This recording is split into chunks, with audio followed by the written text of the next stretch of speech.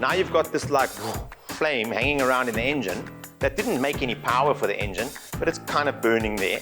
And then the exhaust valve opens and the piston says, whoop, and sends it to the turbocharger.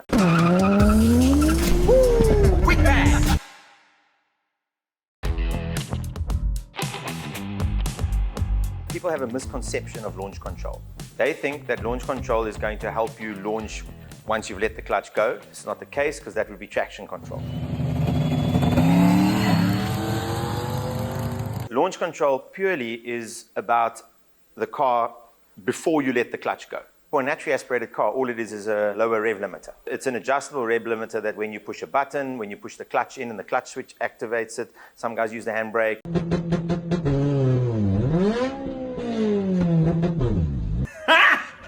Whatever you want to use to activate it, it just activates a lower rev limiter, which is, if you're watching YouTube videos, it's also called a two-step.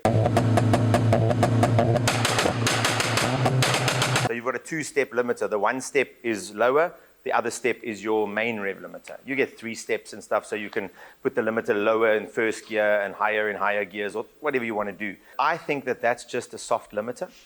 If it was a launch limiter, like an old V10 M5 or something, they had a launch control where you used to activate and you can adjust it higher and adjust it lower. The FN2s, they've got a launch control at like 3,500, but I think we're calling it a launch control, but in my opinion, it's just a soft limiter to stop you revving it in neutral, because the revs bounce too high. So if you see what that limiter does, it goes boom, boom, boom, boom. Not brrr on an RPM. So if you imagine, there's about a 500 RPM spread there. If you let the clutch go when the revs is at 3.5 or 3, or you let it go at 3.5, depends when you let the clutch go, you're either going to wheel spin or not. So that's why, if it is a launch control, Honda did a bad job. But that's why I don't think it's actually a launch control. The launch control on a naturally aspirated car, like I said, it's purely a rev limiter. We don't retard ignition timing, we don't add fuel, we don't do anything like that. The one thing that we can do is, with the launch control, you've got the limiter lower. So let's say you've got a car and you practice your launches and you think, I could handle 4,000 RPM before I let the clutch go. If we retard a lot of ignition timing on the rev limiter, firstly, you get big bangs, which everybody likes.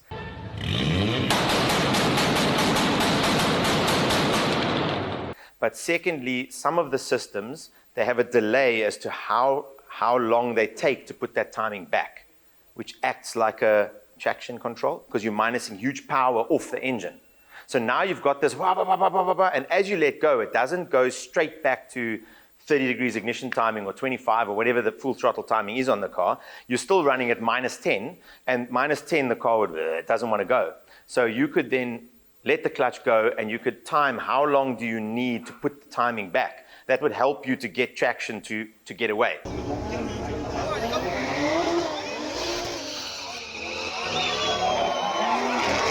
But most launch controls on the aftermarket management systems, Dictator doesn't have it, they just straight back. But the slightly more intricate ones, Max and Haltech and all these ones, ECU Master, they will all definitely have a delay as to how long they can put it back, because that then helps the transition into traction control. So because the traction control, the fastest way to cause traction control is to pull ignition timing, not close the throttle or drop the boost, because that's very slow. When you close the throttle, it's a very slow way of dropping engine power. So the way traction control is controlling initially, is controlling the power of the engine, is via slowing down the ignition timing and then cutting spark, which is exactly what launch control is. So that's why they blend into each other. Launch control, ultimately, to speak about the turbo car side, was there to build boost.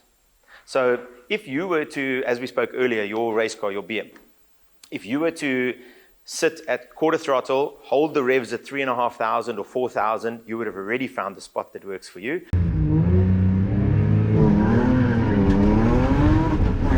Because you don't sit at idle. This thing where you whum, whum, whum, whum, wham, let the clutch go, that's just stupid. Because you're going to be, where are you letting the clutch go? So if you just hold it at an RPM, it doesn't sound so cool because there's no banging, but you just like, oh, hold it quarter throttle at 4,000, and if you then got your clutch control and just did that, if it's too low, the car will bog. If it's too high, the car will wheel spin, and you will find the spot that your car works perfect.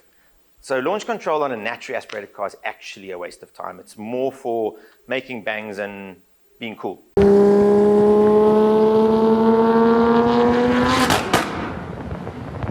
But now what if I want to launch my car off the start line? There's different schools of thought. Some say you want to pop the clutch, let the wheels spin, and then roll into your power band. If you've got a shorter ratio gearbox, you want to drive the car off the line. And it's about finding that sweet spot, isn't it? It's definitely about finding the sweet spot. It's about how much torque the car has, where the car makes its power. If you've got a lot of bottom end torque to pull the car, so when you're standing still, if you let the clutch out, the engine would have to go to 0 RPM because you're standing still. If you're doing 10 k's an hour and you let the clutch out completely, 10 k's an hour in the gearing of first gear would equal 600 RPM.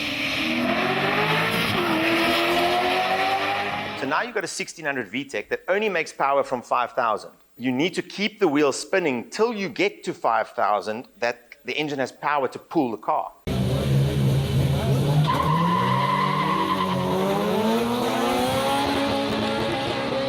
So there you need wheel spin first. But if it's front wheel drive. And it's front wheel drive. If you've got a lot of torque, let's say you had a supercharged V8 that gives torque from 2,000 RPM if it's a roots type blower. All you want is the tires to turn, have a bit of forward momentum, and they must be gripped up, and then the car rocks with the power.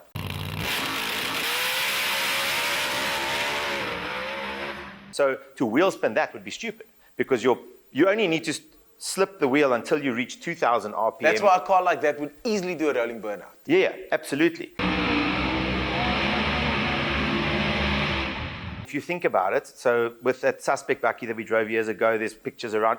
Just go watch any dragster that's got a lot of torque and a lot of power.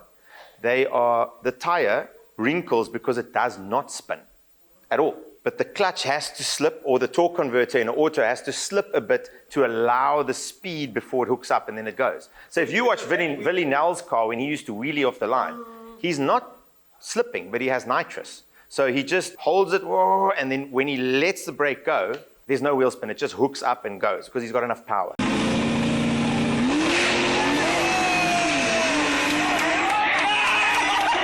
Is that why big power NA drag cars are often automatic? They are, because you'll burn a manual clutch out quite quickly. What happens is the automatic, the torque converter can slip. It builds heat, but it can slip. And it doesn't burn out because it's essentially just an oil pump, if you want to call it that. That's like veins that are, I don't know exactly how they work, but they cause drag, which but then it's not drives a clutch. It's not a clutch, no. But a top fuel dragster, for example, they're a manual clutch. They've only got one gear. There's no gear. And they just slip the clutch, slip the clutch, slip the clutch, and eventually the clutch welds itself together, and then you're in final drive down to the end. So they change the clutch welds itself together every run. They put a new clutch in on a big power car like that. But to get back to the launch control, you need to find the spot where your car, like, hold the revs on. I'm going to pick a Honda VTEC again because we were talking Hondas. You will hear like the best launch they can get at Kalani. If you watch them, they get that launch and they keep the revs at like about 4,000 or 5,000 the whole way. Just before VTEC. So it goes like, and as they get traction, they can put their foot flat and then it goes.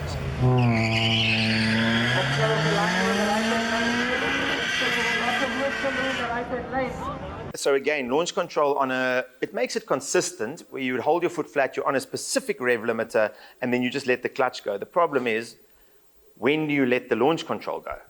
So if it's on a clutch switch, and it lets the launch control go before the clutch is engaged, then you'll get a rev in RPM before it goes. If you let the clutch go slowly, you're going to get a bigger rev. If you let it go faster, you're going to get a smaller rev. If you're trying to time a button with it and you're holding the steering wheel and the button and the clutch and the... So what technologies exist to aid that process? There are. There's clutch pressure relief valves that you can set. So literally all you do is put your foot flat on the clutch. You put your foot flat onto your launch limiter, and then you literally sidestep the clutch, or let it go as fast as you can. But the clutch pedal comes back, but the pressure relief from the release bearing is controlled. It can either be fast or it can be slow. The problem is, Kalani with track bite and tires versus the road with road tires, now your launch control is completely in the wrong place. On a naturally aspirated car, launch control is a waste of time. in my personal opinion. Unless you've got a proper drag car, and you only ride it on one surface all the time with one set of tires, track bike, whatever you do. Or if you're on the road only, and you only ever use it on the road, and you're not racing anybody because you're not supposed to. We don't live in Mexico. If you want the same, then you could set it up and use it. But our surface changes, cold tar, hot tar, pump tires, low pressure, high pressure. So it's a waste of time. Right, so now on a turbocharged car, the launch control is purely there to build boost. So a turbocharged car, everyone knows you've got lag. And that's why nobody likes turbo cars, because they lag. That's why I want superchargers. But a supercharger steals power. That's why a turbocharger is essentially better for drag racing. In our kinds of cars, when they've got top fuel dragsters and stuff, those big V8s and stuff, they just put a blower that when they whack the throttle, because they've got one gear, they can't like build boost and then whack it, and the minute they put their foot down, they got boost. So they use superchargers. But you will often see, even on the 6-second, 8-second, the GTRs, the Supras, all those cars, they all run turbochargers.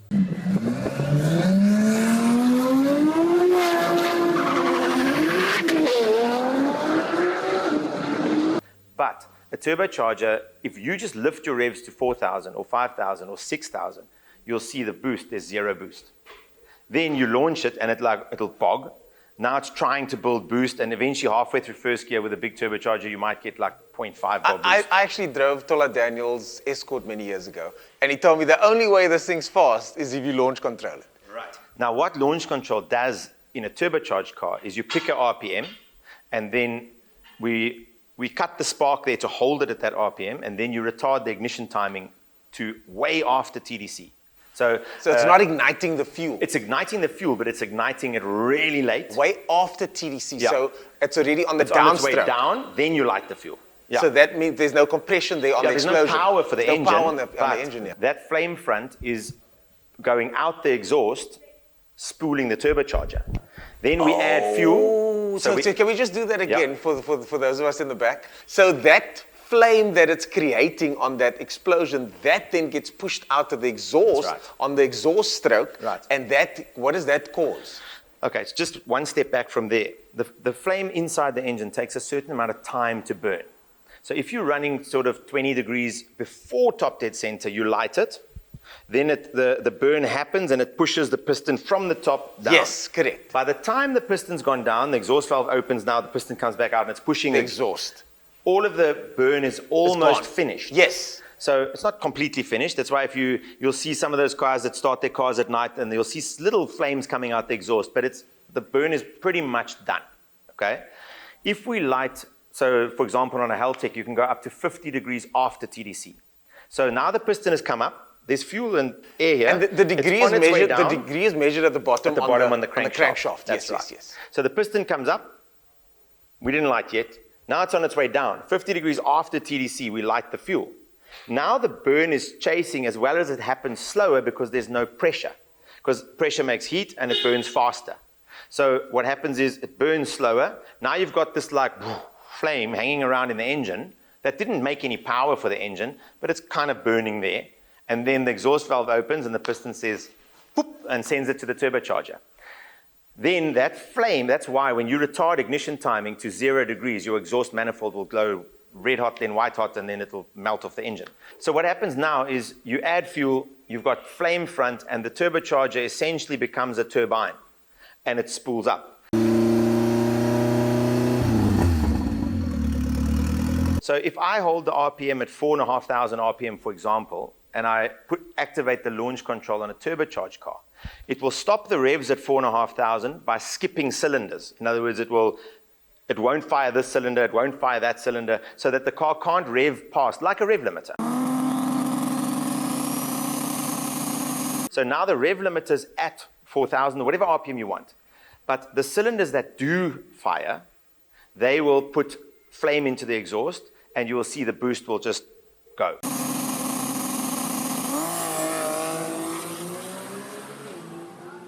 So, and you control how much boost you get with how much retard you give the engine. So if I hold my foot flat at 4,000 on a turbocharged car, if I give it 10 degrees retard and I'm at 4,000 RPM, then I might get 0.2 boost. And you can hold your foot flat there the whole day, not the whole day because it's going to generate a lot of heat, but you can hold it flat, and you will see rev limiter, blah, blah, blah, blah, blah, and you'll see 0.2, 0.2, 0.2. That's all you'll get. If I go minus like 15 degrees after TDC, you'll get 0.4. If I go 50 after TDC, you'll get 2 bar. So the more heat goes in there. The later you light it, the more heat and the more fuel, it spools the turbocharger. That's how rally anti-lag works as well, which we'll get onto. Yeah. So, but why does heat and the flame, why does that spool a turbocharger? Because it causes combustion in the turbo. And that just causes the wheel to turn. So in other words, there's combustion, there's burning in the turbocharger, which is exactly the same as when it combusts, it expands and burns and pushes the piston. That flame is now burning and pushing the turbocharger. That's how a turbine works. Once it's spinning, you've just got to add fuel. More fuel you add, the faster it goes. So what happens is you've got to control the mixture on the burn, as well as essentially the ignition timing is when the flame front gets there. To keep it burning, you add fuel. But there is extra fuel. If you want big bangs, then what you do is you can cut every cylinder that cuts to not let the engine rev more. That cylinder will cut the spark and allow that complete fuel injection to go into the turbocharger. But then that fuel lights for the first time in the turbocharger. Because of the heat in the turbocharger. Yeah, and it lights just because there's flame there and the heat that's there, and then it makes bangs, like big bangs. How bad is all of that for the engine? Engine, not too bad. For the valve train, it's quite bad because you are still getting banging in the exhaust. Plus, if you've got an exhaust pressure sensor, the pressure goes through the roof to spool the turbocharger. The temperatures go through the roof, so the exhaust valves get super hot. You're cutting the flame front off as the valve closes every time. It's bad for the exhaust valves. It's bad for so if you can imagine, when the bang happens this side of the engine side of the turbocharger, that pressure wave wants to push the valve spring open again. So if you've got a hydraulic engine, you'll often launch control, and after the launch control, you'll have a lifter noise because the valve didn't close properly, and then the lifter starts pumping up. You could even lose compression on that cylinder because the lifter got to pump. And then it's like your launch control, and when you finish, it'll like, it'll misfire, because that valve has been pushed open because your valve strings aren't strong enough. So theoretically, if you've got stronger uprated valve springs and you've got good valves in the engine, the more expensive cars have good valves already, but if you put like a set of uprated valves in the car, then it's really only hard on the turbocharger itself. And everybody puts Chinese turbos on, and the blades say, no thanks. A rolling boost, anti-lag, the other buzzwords, what are we talking about? What that is it puts a rev limiter at that spot. Wherever you push the button, that becomes the launch limiter, if you want to call it that. So if I'm rolling at 3, if I'm rolling at 5, if I'm rolling at 4, wherever I push the button, that's where the limiter is. And as I push the button, I can put my foot flat. And the car will cut cylinders. It's all set up by me on the HAT or whatever, or the management system, or the whoever's setting it up. So, because if I don't cut enough cylinders, it will accelerate. So I need to cut enough cylinders so that it holds at that speed, but it builds a bar boost or 0.8, depending on how much timing I retard. It's exactly the same thing, but while we're moving, not with a clutch switch.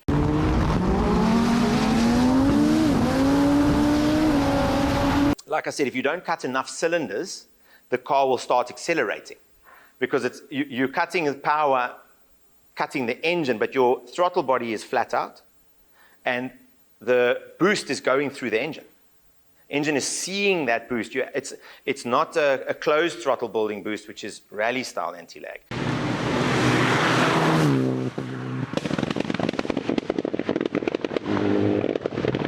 It's a full throttle building boost. So the 1 bar boost is if you've got 1 bar on rolling anti-lag, that 1 bar is going through the engine, out the exhaust, spooling the turbo, doing its thing, but you've taken so much spark away that even with that boost, the car can't accelerate. And then when you let the button go, all it does is it just lights all the cylinders and gives all the cylinders fuel, and then you've got full power instantly. If you've got 1.2 bar in third gear and you let the button go, it just lights the tires. So you're like, okay, then you only want 0.8 or 0.7. Then you can set up on the management systems, okay, depending on what gear you're in, how much timing to pull on the anti-lag, et cetera, et cetera. So that's what rolling anti-lag is so that you don't have lag when you want to 3, 2, 1, go, I want full power instant. So you just put your foot flat, hold the button, the car stays at that speed, not with a brake or anything, your foot's flat. And you just go 3, 2, 1, and as you let the button go, it goes. Yeah, so that's rolling anti-lag.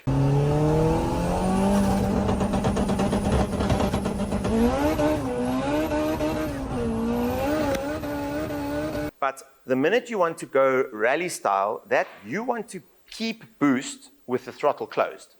Now you need to... Exactly, right. Okay. But so either the air comes through the throttle, so a drive-by-wire throttle, for example, my rally style on my car, we've got about 30% throttle on, 35% throttle. So the air is going through the engine, but now you haven't got much engine braking. But the engine doesn't push with 30% throttle power because you're shutting cylinders. You're shutting a lot of cylinders, the same as on the rolling anti-lag. I can stop the car from accelerating by cutting enough cylinders. So when you come off the throttle, it closes to 30% because the anti-lag is on, okay? Because it's a drive-by-wire throttle. It's not controlled by cable, right?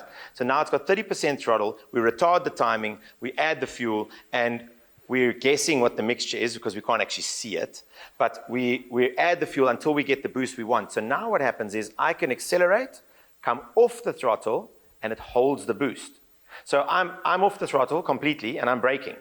The throttle is actually 30% open, but it's not accelerating because we're cutting enough cylinders. But you do lose But we've got the air, you lose the engine braking, Okay. but we've got the air coming through the engine, carrying the fuel and the timing, so I can hold 1 bar boost while I'm on the brakes, and it obviously it's banging because there's so much fuel coming through, and you brake, and as I hit the throttle, the bar is waiting on the other side of the butterfly. And then as you hit the throttle, it switches on. And what activates the anti-lag is if I go past 95% and I come below 5% in a certain amount of time, then the rally anti-lag kicks in if the system is active. Because by the time, the new turbochargers are so good. They've got such small turbochargers flowing so much air that by 2000 you got boost. Literally, I've driven Billy from Mike's place. His car is probably the best I've ever driven. By the time my foot hits the floor in first gear, it's got 1.5 bar boost. You know, so he's got no anti-lag set up, no nothing, because literally like every gear shift, when your foot hits the floor, the boost is on 1.5 bar. It just spools so fast. But he's got a small turbocharger for drifting the car, and that's what makes it so awesome to drive and no lag. It's all about repeatability. If you've got, you know how much boost you've got, the throttle works like an NA car. If I ask for so much, I got so much. If I let go, and when I ask for it, I don't have to wait. Because in a turbocharged car, if you drift them, you know that it's like the accelerator is like on an elastic band. You know, like before you want the power, you got to put your foot to wait for the power, and then off, and then on again. Before you got to learn to drive a turbo car sideways. But that's the lag. So with anti-lag, it takes it away. But they'll never do it on a road car because it's so hard on the turbocharger.